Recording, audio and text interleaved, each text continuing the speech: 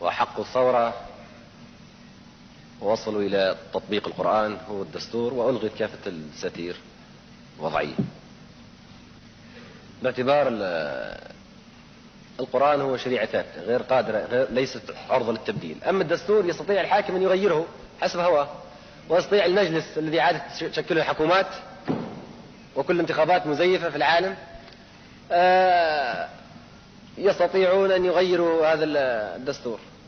الشعوب عندما تستفتى لا تعطى فرصة إلا الكلام نعم أو لا. هذه كل أشياء ليست شرعية، وعليه في الدستور لا يمكن يكون شريعة التحكم به في مصائر البشر.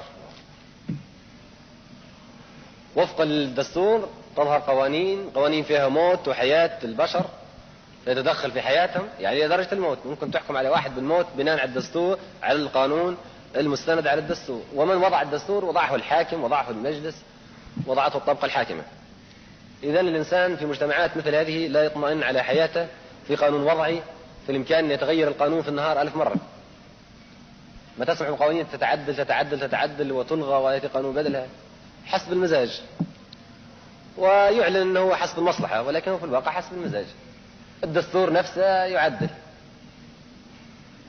لو أراد شخص يعمل نفسه ملك وهو رئيس جمهورية يستطيع أن يعدل الدستور ويقول أن هذه البلد ممكن تصبح مملكة، يصبح ملك. خطر عليه في الليل أن يصبح ملك، يعدل الدستور بطريقة أو بأخرى. إذن لا يستطيع أي واحد أنه هو يطمئن على قانون وضعي تتلاعب بها هو البشر. احنا جينا للشريعة، القرآن درناه شريعة لا لأنه قرآن فقط أو لأننا مسلمين فقط، ولكن لأن هذا مصدر لا يستطيع أن يغيره أي شخص. العقوبات اللي فيه، الإجابات اللي فيه، التوجيهات اللي فيه، ما يستطيعش أي واحد يجمع أي مجموعة يقول لهم غيروا لي الآية هذه. هذه شريعة متفق عليها كل من يدين بهذا الدين، إذن يقبل بها كل واحد، حتى فيها قطع رقبته يقبل بها، لأن قبل بالدين اللي هذا دستوره، حتى لو كان ما هوش الإسلام. لكن هذه الحكمة من ذلك، هذه فلسفة أن يكون القرآن هو الدستور، لأنه غير قابل للتغيير.